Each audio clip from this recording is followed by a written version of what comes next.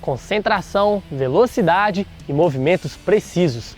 Em poucos segundos, todos os anos de preparação são colocados à prova. Essa é a ginástica de trampolim, um esporte que também uniu um casal que se destaca nas competições.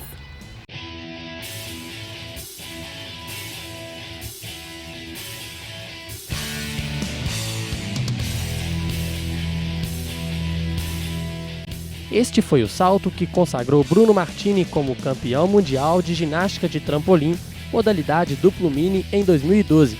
Mas para atingir as alturas, o ginasta precisou se esforçar. Nosso treinamento é muito duro, né? Não só da ginástica de trampolim, mas como das ginásticas, é um treinamento muito forte. A gente treina todos os dias, de segunda a sábado, 2 vezes por dia, cerca de 5 horas por dia. Então é um treinamento muito duro, mas que realmente dá resultados.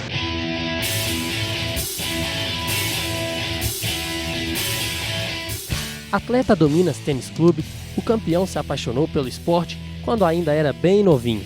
A história do carioca que conquistou o mundo por Minas Gerais é uma lição de persistência. Foi muito por influência das minhas irmãs. Eu tenho 2 irmãs mais velhas e elas já praticavam ginástica. E eu sempre, quando ia buscá-las no colégio, onde elas faziam, eu ficava louco, querendo saltar. E um desses dias minha mãe viu que eu gostava, que eu tinha interesse, e aí me deixou lá para fazer uma aula experimental. E a partir daí eu fui gostando, fui vendo que tinha um pouco de talento e tinha jeito para coisa e acabei ficando no esporte. A modalidade que o atleta pratica não é olímpica. Ela é disputada no World Games, que ocorre com a mesma frequência das Olimpíadas, mas no ano seguinte a elas. A vontade do ginasta é que o esporte ganhe mais visibilidade. O duplo mini é uma modalidade não olímpica, mas existe sempre a possibilidade da modalidade virar olímpica. A gente fica sempre na expectativa de que o esporte vire olímpico, para que a gente possa brigar também por medalhas e participações em Olimpíadas. Além das medalhas, a ginástica de trampolim rendeu a Bruno outra conquista. O atleta continua no alto, ou melhor, nas nuvens, desde que conheceu Mariana. Eles namoram há 4 anos e meio e treinam juntos. Conta aí, Mariana, como vocês se conheceram? A gente se conheceu durante as competições, ele é do interior do Rio, né? Então a gente se encontrava em campeonatos nacionais, internacionais, acabamos ficando amigos. E aí, né, até que um dia a gente começou a namorar, tem 4 anos e meio que a gente está namorando. A gente namorou 1 ano fora, até que ele veio pra cá, mudou pra cá pro Minas, né, e começou a treinar aqui. E a gente continua até hoje. A força, o companheirismo e a sintonia entre o casal contribui para o aprimoramento nos treinos. É uma amiga, antes de ser namorada é uma amiga, uma companheira de treino que sabe realmente o que a gente precisa numa hora, em um determinado momento, e ajuda bastante na hora da competição. Para Mariana não é diferente. Aperfeiçoar os saltos ao lado do namorado é ainda melhor. É uma coisa positiva, assim. Claro que quem chega aqui e não sabe, não parece que a gente é namorado, porque a gente leva uma coisa muito profissional. Que dentro do ginásio a gente é atleta e tem que manter essa profissionalidade mesmo. Mas é muito bom na hora dos treinamentos e competições que a gente sabe aquele toquezinho que falta ali, que já conhece de muito tempo, para melhorar. Você vê que a pessoa hoje não está muito bem, se dá aquele incentivo. Na competição, aquela palavra-chave na hora, assim. Então a gente vai se conhecendo durante esses anos que a gente tem de namoro e isso é muito positivo. Assim como o Bruno, Mariana começou bem nova na ginástica. Desde cedo, ela foi acostumada a abrir mão de muitas coisas em função dos treinos. Comecei bem pequenininho, eu tinha uns 3, 4 anos. Com minha mãe, ela tinha uma escolinha de ginástica. Aí era em Contagem. Quando a gente mudou para cá, para BH, minha mãe trabalhava aqui no Minas, eu já entrei com 6 anos aqui na equipe do Minas e tô há 15 anos aí até hoje aqui no Minas, treinando firme. Tem que abrir mão de algumas coisas, tem, mas como a gente está desde pequena, a gente aprende a conviver com essa rotina puxada já desde pequenininho, então já fica uma coisa mais natural. Algumas coisas você tem que acabar de abrindo mão, tipo, você não pode ir para casa dos coleguinhas depois da escola, porque você tem treino, mas é umas coisas que você vai acostumando e que dá para fazer as duas coisas, dá para se encontrar com os amiguinhos, mas também treinar forte, dá para conciliar. O esporte é um grande aliado para o convívio social e para a saúde das pessoas. A atleta não poupa elogios à ginástica e recomenda o esporte para as crianças. Com certeza, eu acho que ginástica, seja qual for a modalidade, trampolim, artística, faz um bem enorme para a criança, um ganho de coordenação que nenhum outro esporte consegue dar isso. Além da responsabilidade que você ganha, uma concentração maior por estar fazendo um esporte. E o lazer, né, que acaba que você está treinando, mas você também está se divertindo. A gente está todo mundo aqui porque gosta e porque gosta muito. Então eu recomendo demais para a criançada vir e participar e conhecer e fazer. E ao campeão mundial na categoria duplo mini, que também foi ouro na última edição do World Games, realizado na Colômbia no final de julho, fica a pergunta principal. E aí, Bruno, depois de tantas conquistas, o pedido de casamento sai? Olha, o casamento já é um pouco pressão demais, né? Mas a gente tá namorando firme aí e com certeza um torce pelo outro.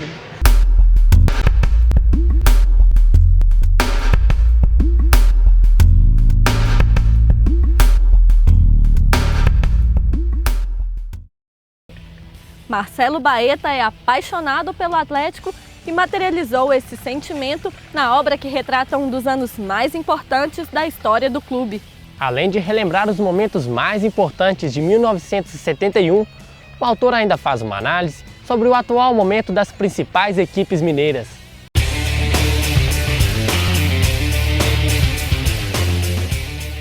A minha ideia inicial era pesquisar e escrever sobre o time do Reinaldo Cerezo. Aí depois eu acabei vendo que eles tinham buscado um bicampeonato brasileiro que eles não conseguiram e que para ser bicampeão você tinha que ter sido campeão antes, como foi em 71. Foi aí que eu passei a me interessar pela história de 71 e comecei a pesquisar e escrevi o livro.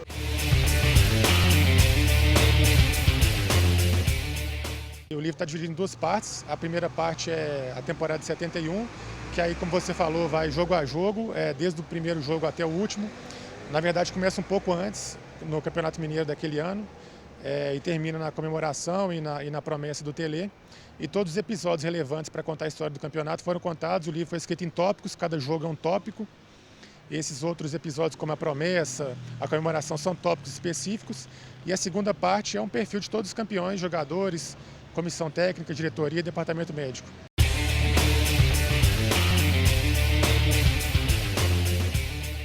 A história da promessa é muito interessante. O Telê resolveu ir até Congonhas a pé, numa capelinha lá, para pagar uma promessa, 66 quilômetros de distância, uma promessa impossível de ser realizada. Eles foram com sapato inadequado, sem camisa, se bobear não levaram nenhum protetor solar, um sol quente de dezembro, verão, e não tinha se bobear água direito, uma barra de cereal, nada, que nem existia na época, mas uma fruta, o que fosse, né?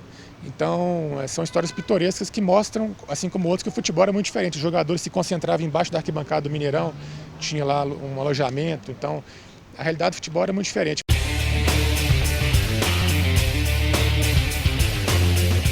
Foi um time muito homogêneo, que teve uma força de conjunto, que não tinha uma grande estrela, mas tinha um jogador muito experiente, que era o Odaí, que já tinha jogado em São Paulo, no Rio, muitos anos, servia para fazer frente a esses jogadores experientes, catimbeiros que as outras equipes tinham, como Gerson, como Jairzinho, Pelé, Tostão, e que tinha também o Dario, que era um grande centroavante, que participou da maioria das jogadas de ataque, fez muitos gols e que estava realmente numa forma esplendorosa, assim como todo o time do ponto de vista de preparo físico. Era um time que tinha um preparo físico muito bom. Eu acho que o time de 2013, ele é um pouco mais, que joga mais ofensivamente do que o de 71.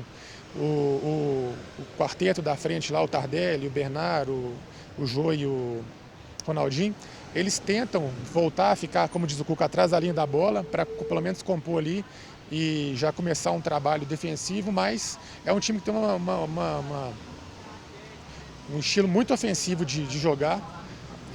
Quanto o Tijuana, por exemplo, lá no México, o time arriscou muito, ficou muito aberto, teve possibilidade de repente tomar uma quantidade de gols que não conseguiria reverter depois, mas conseguiu empatar aquele jogo e depois empatar aqui também e vencer por causa dos gols fora, né, e daquela defesa do Vitor.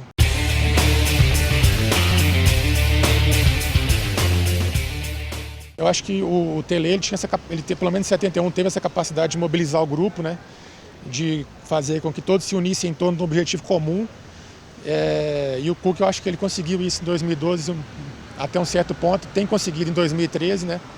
Aí você vê que as falas muitas vezes são parecidas, né? Que fala que não existe vaidade, que todo mundo é todo mundo, que estão jogando pelo time, não por propósitos individuais, que a individualidade se destaca a partir do momento em que o coletivo está bom. São coisas que a gente ouve agora e que ouvia também em 71.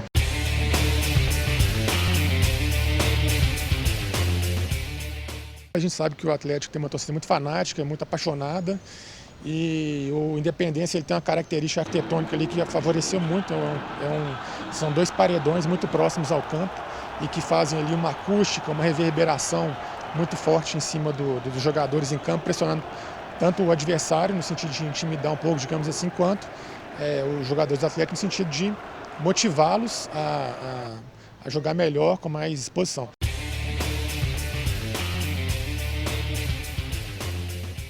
O Cruzeiro está com um bom time, o Marcelo Oliveira é um excelente técnico, mostrou lá no Curitiba um grande trabalho, né? Tem feito também no Cruzeiro um grande trabalho. Um exemplo melhor disso eu acho que é o Dagoberto, está jogando demais, um jogador veloz, habilidoso, raçudo, inteligente, que conclui bem, um jogador completo. Então acho que o Cruzeiro tem tudo para brigar por grandes conquistas em 2013. Já o América é um time muito instável, né? O América perde para o Avaí em casa, depois ganha de um time catarinense fora. Tudo pode acontecer com o América, né? E esperamos que o América continue bem na Série B e consiga bons resultados.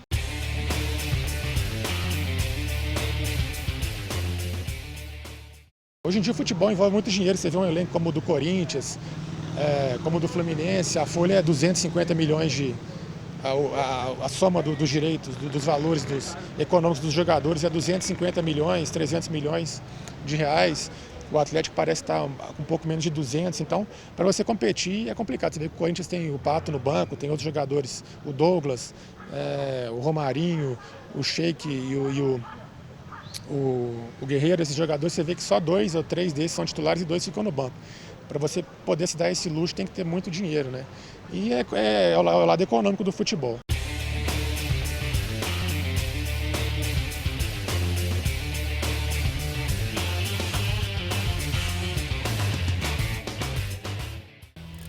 O Esporte Gerais fica por aqui. Quer ver essa e outras edições do programa? Acesse nosso canal no YouTube, Memória PUC TV.